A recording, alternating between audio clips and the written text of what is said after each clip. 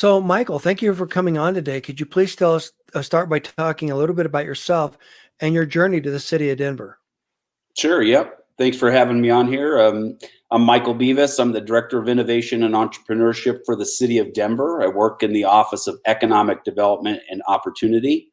And I'm coming into this role, which was relatively newly created back in August of 2019. And I came coming out of the higher education space where I was a director and teaching an entrepreneurship program at a local community college here.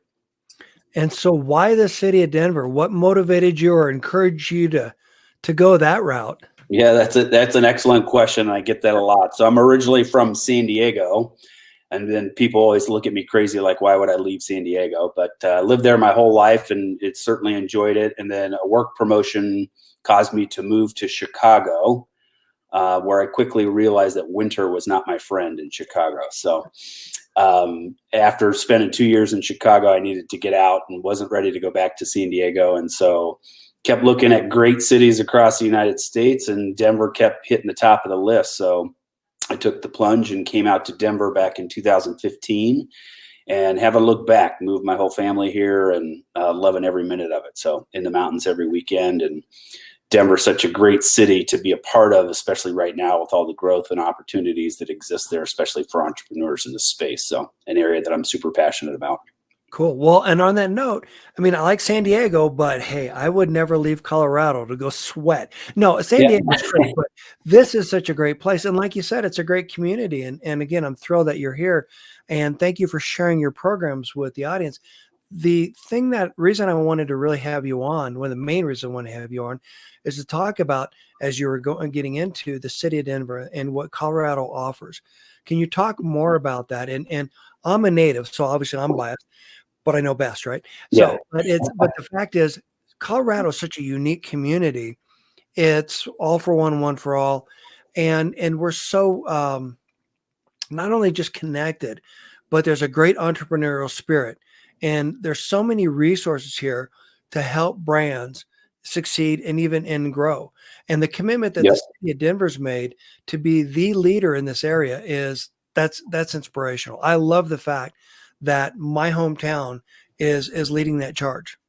Yeah, it's really interesting. And as I mentioned, it's super great opportunity and a fun time for me to be here in this role. This role was created as a result of all the growth and attention that Denver was getting in regards to being a great entrepreneur ecosystem and a hub for people to come. And I have the pleasure of getting to talk with businesses from all over the world.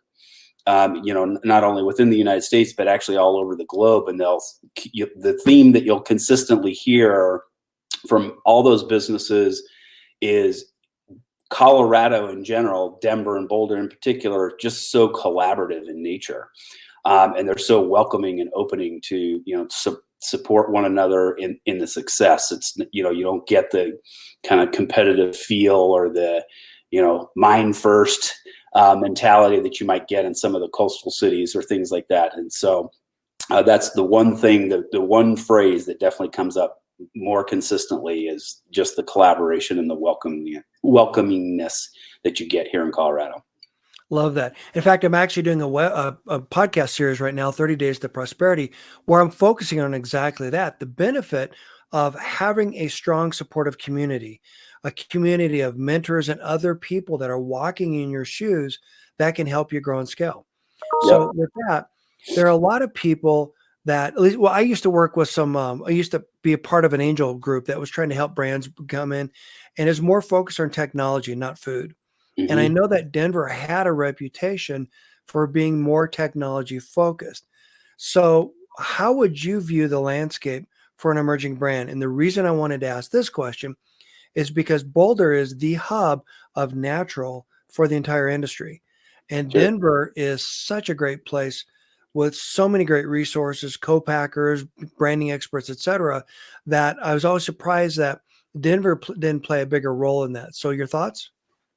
Yeah, it's an interesting comment. And, again, long before my time here in Denver, the economy was very different, right? It was very, very reliant on the oil and gas industry. And we saw what happened when you kind of pigeonhole yourself into just one industry sector there. And our leadership, not only at the city level, but at the state level, has done a really good job over the last 10 plus years or so of diversifying the economy, right? And really doing a nice job of attracting a wide variety of industries, into our ecosystem. And that's, why we rank high as a city that's most likely to rebound from the pandemic, that we're currently facing, and all these kinds of things. And they've done a really good job with that.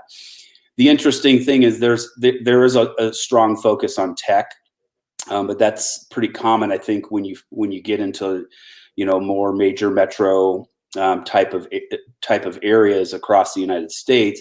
But the one thing that Denver is doing really well, and it's probably not well known or mainstream yet, is there's a huge focus right now on ag tech. So when you talk about food and natural, like you get in Boulder as an example, Denver, I think, is taking the lead not only in Colorado, but likely across the nation on what's going to be happening to our food system earlier on in that process, right? Before it becomes a CPG type of product or something along those lines.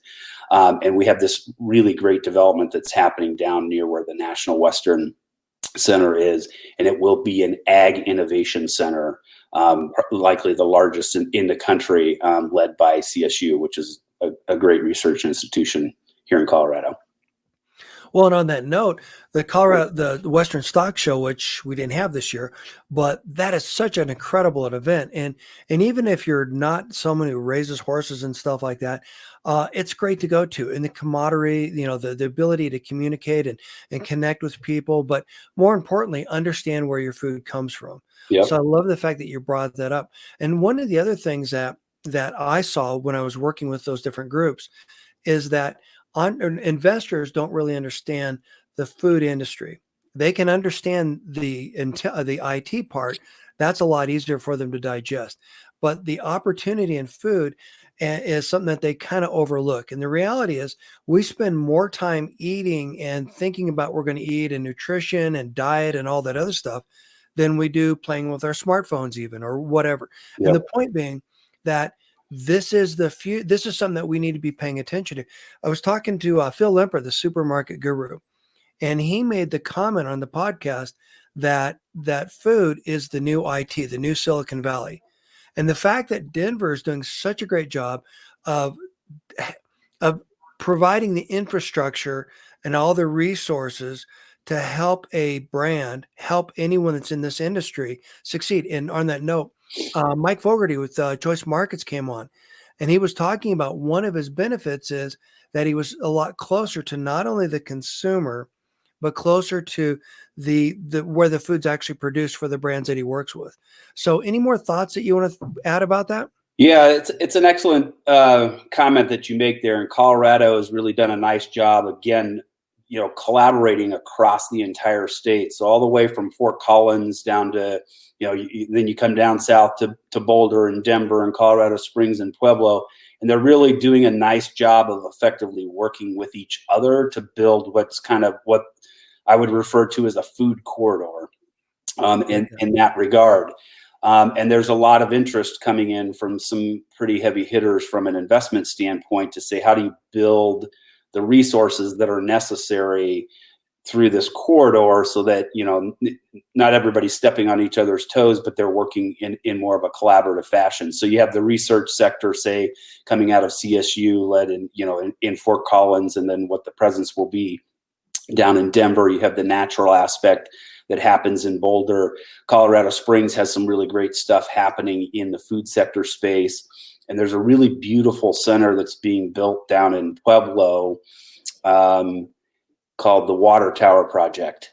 And this project will be a great hub for people that are making consumer-based food products, and a great way for them to kind of showcase that product. And again, they're all kind of collaborating with one another as far as how the investment will come in and how it gets spread out across all those different hubs. So Colorado, I think, is definitely going to be leading the way here in the next few years and getting back to the phrase that I've heard is the breadbasket of America. So I love It's going that. to be pretty exciting to see what happens here.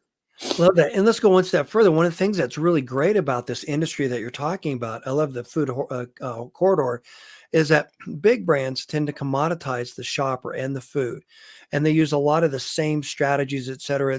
It's not the healthy focus on what the consumer wants. The reality is, you can make the best product in the world. If no one buys it, then you don't have a brand. But if you're building a brand, natural. Let me back up.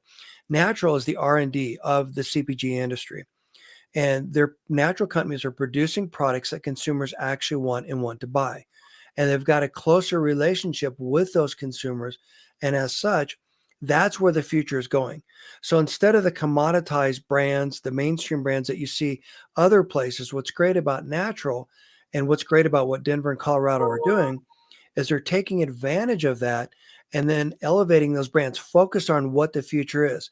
So the analogy is perhaps skating to where the puck's going to be. So again, thrilled that you're here and thrilled that we're having this conversation. Um, you gave me a list of things that you wanted to cover. So I want to talk, let's back up first of all and talk about what does your organization do and why does it matter? What is important? Why should people be paying attention? And then I want to go through the comments on the CHAMP of the small business lending programs, things like that. Sure. Yep. So our office exists for the sole purpose, really, of providing resources and connections to businesses so that they can thrive in our community. Plain and simple, right?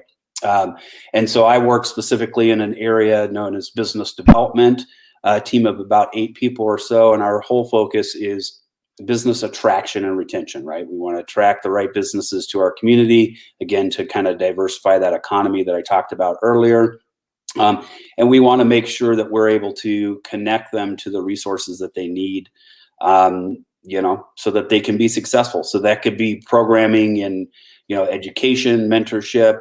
It could be finances. It could be tax credits that are associated with, locating a business in a particular neighborhood. It could be helping them attract the right talent. As an example, that we have a whole workforce division that just works with businesses to ensure that they can get the talent that they need in order to grow and scale at the pace at which they're experiencing. And so that's what we're here to do.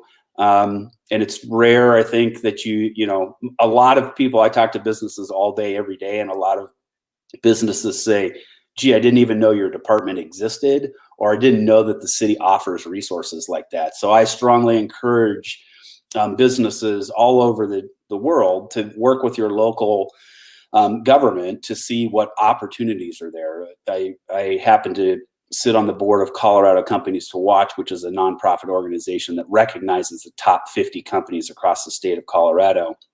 And I work with all the economic development, my counterparts in all the other cities and counties across the entire state. And we're all offering tremendous resources to help support these businesses. I'm so glad you said that, because that's exactly what I'm focused on in that podcast series. The point being is that a lot of entrepreneurs think that they need to do everything on their own, and they don't. And that's actually a big mistake. Yep. But finding the right people, the right talent, the right resources to help you. I remember years ago when big companies like Walmart would come into a neighborhood or into an area, and they had teams of people that would fan out and try to solve a lot of the problems that you're working on. Was a small brand, no way, there's no way I could do that. But as a city, as a group like you had, the cool thing is that a small brand, I could go directly to you and get that same level of support and resources. What's great about that is that you're bringing in local talent, you're bringing in businesses, and you're giving them a reason to grow and thrive. Instead of just saying, go plant your business over there or go start your business over there, but giving them the resources to be successful. And that's one of the things I love most. So Colorado Food Works and Naturally Boulder have both been promoting this particular podcast episode.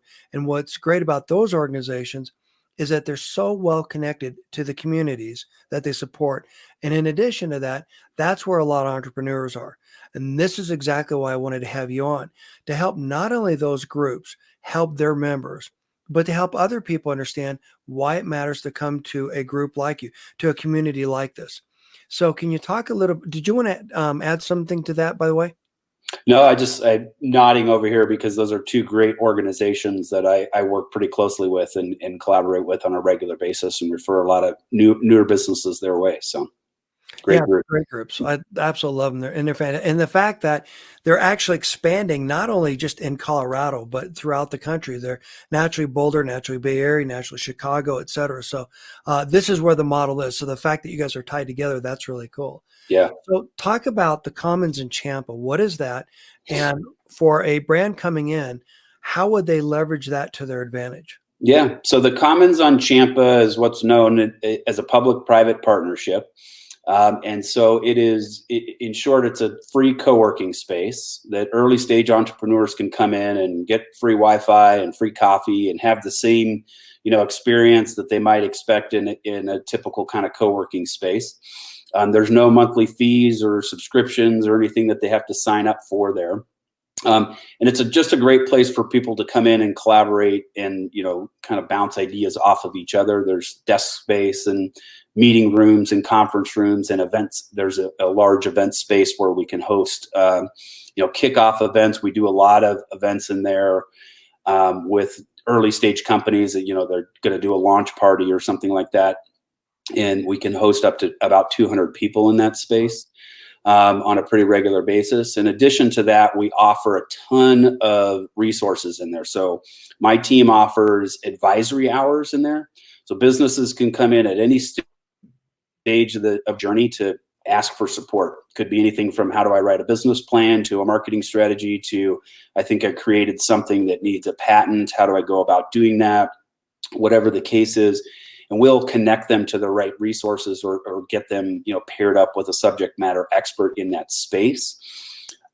We use a free app that they can connect with one another either while they're in the building or even if they're outside of the building to connect with the resources there. So we try to categorize and catalog all the resources that we offer throughout the entire ecosystem. There we offer programming. Like one of the great programs that we offer there is a program called Co-Starters. So it's a 9-week long, what I refer to as a pre-accelerator program, really geared up for individuals who, created something great. They're really passionate about it, but don't necessarily have a strong business background or previous business experience.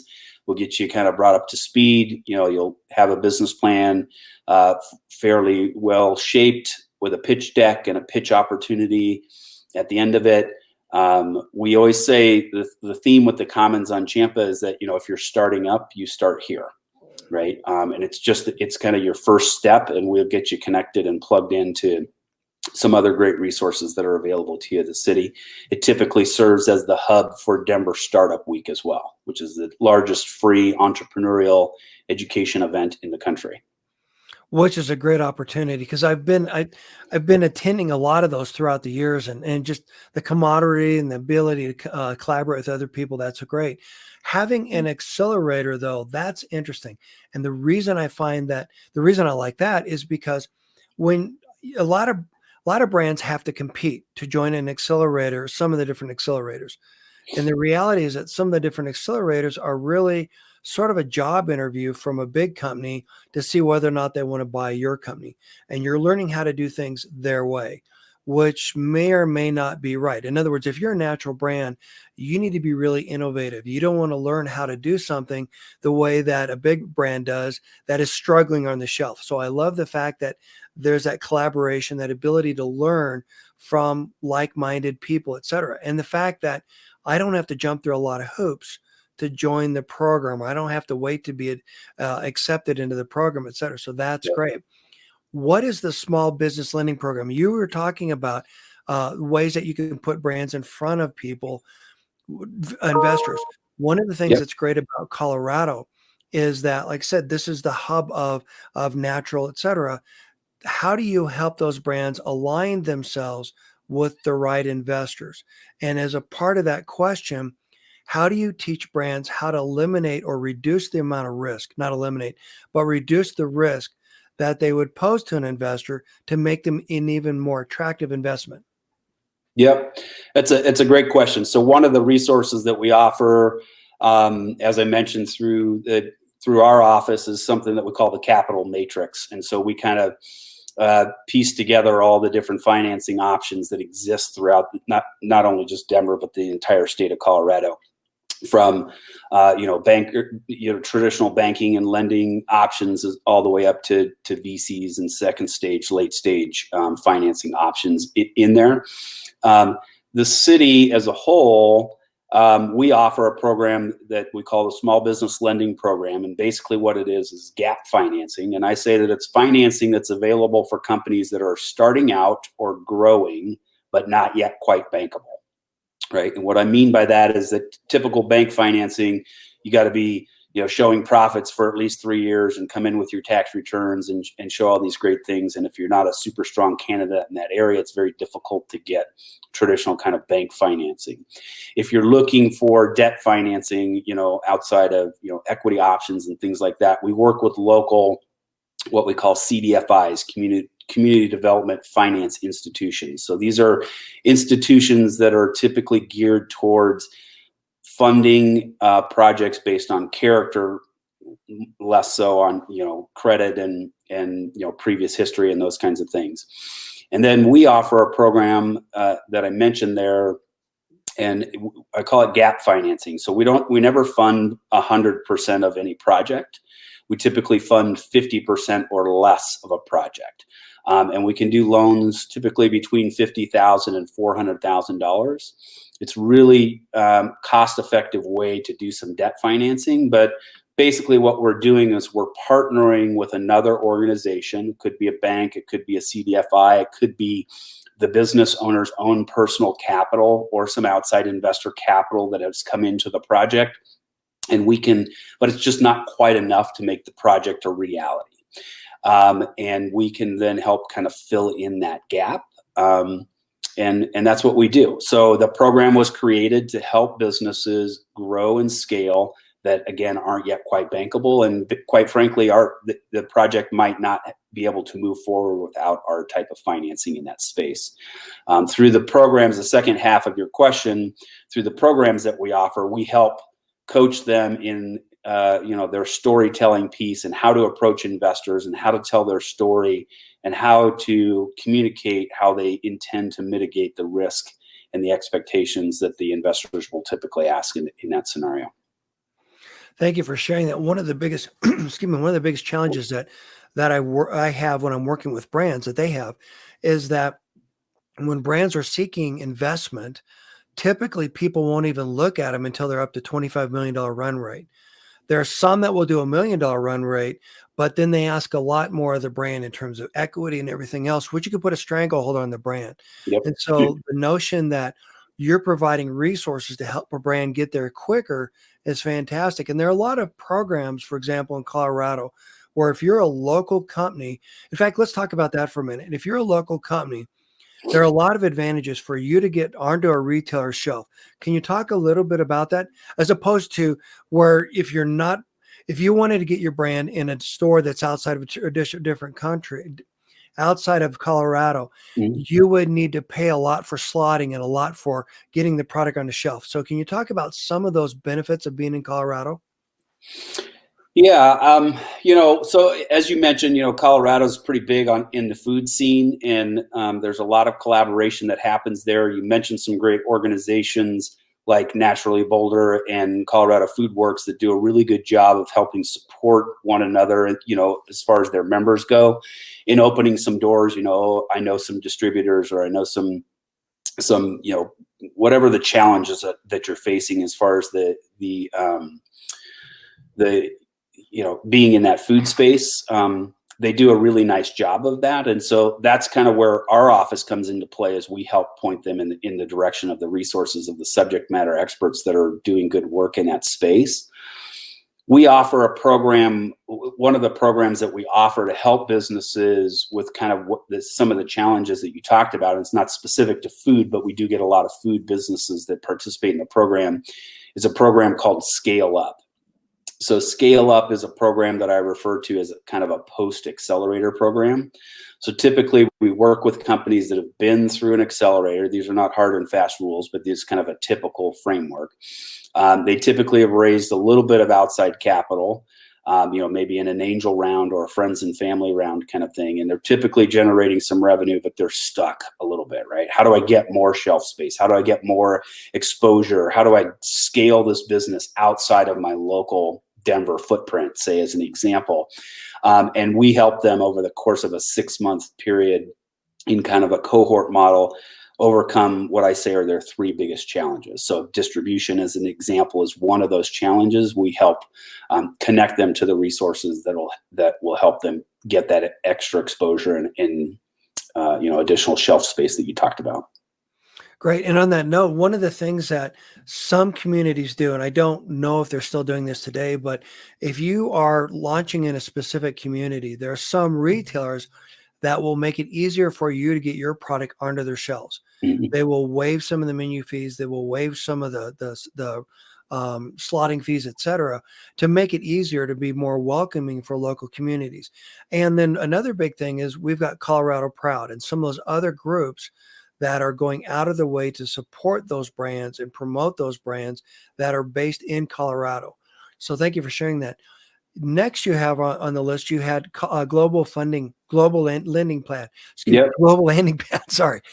Yeah. So it's a good example. So we have our scale up program as an example where we try to support local businesses. And this is kind of the normal natural flow that we see businesses come through our pipeline, so to speak, as they start out the Commons on Champa, they go through, a co-starters type of program or then into a regular accelerator program, then into my scale up program. And typically when they're in the scale up program, we're looking at 2 different things. So our office has a kind of a global division where we not only work with companies that are outside the United States that are, seeking opportunities within the United States.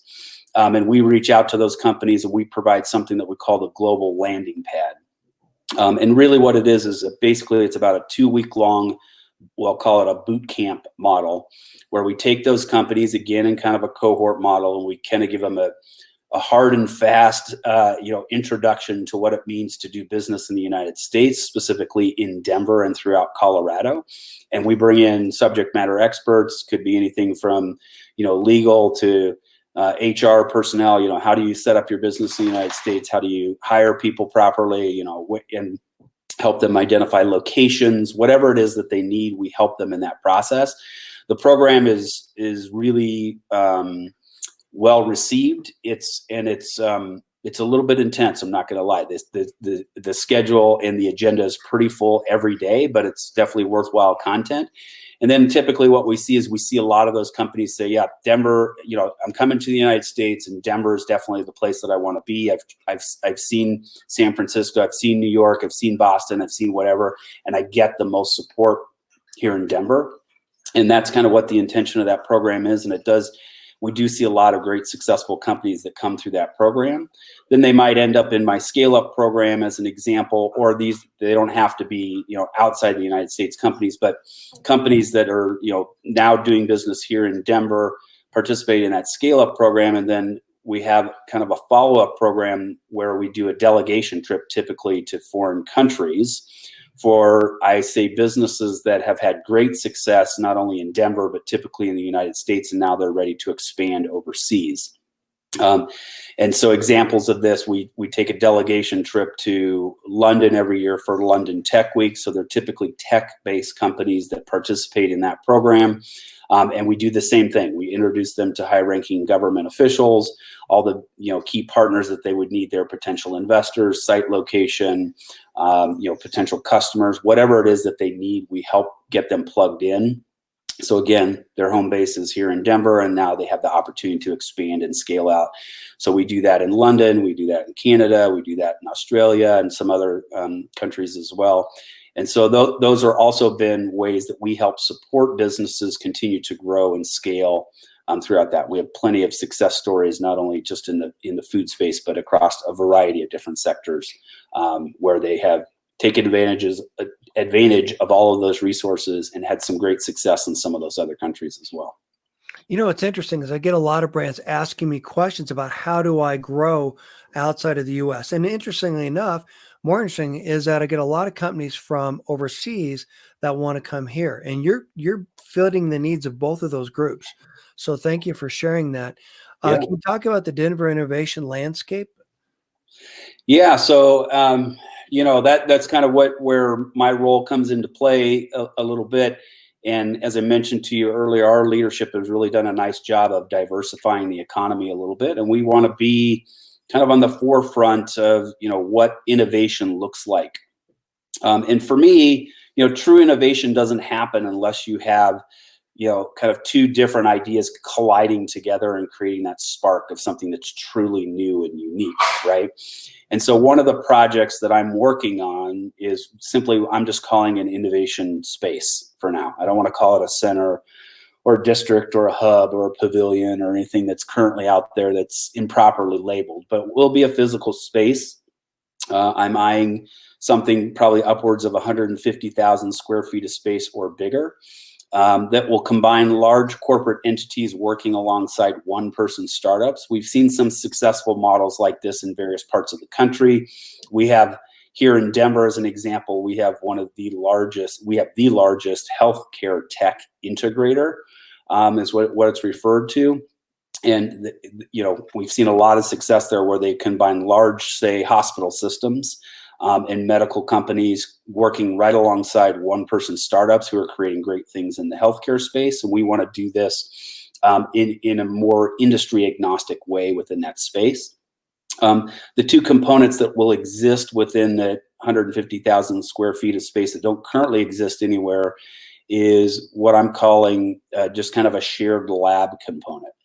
So companies can vie for the opportunity to utilize the lab for low or no cost, to get through their R&D process and small batch production and the things that they need to do that are really cost prohibitive to companies, early stage companies, because it doesn't generate revenue right away.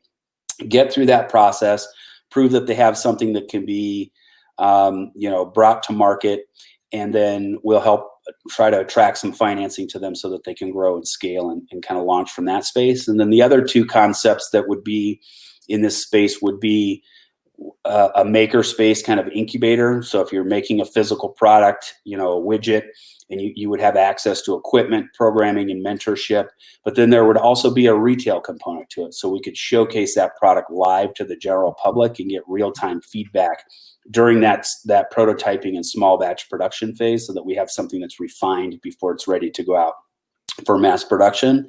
And then the other incubator would be food specific.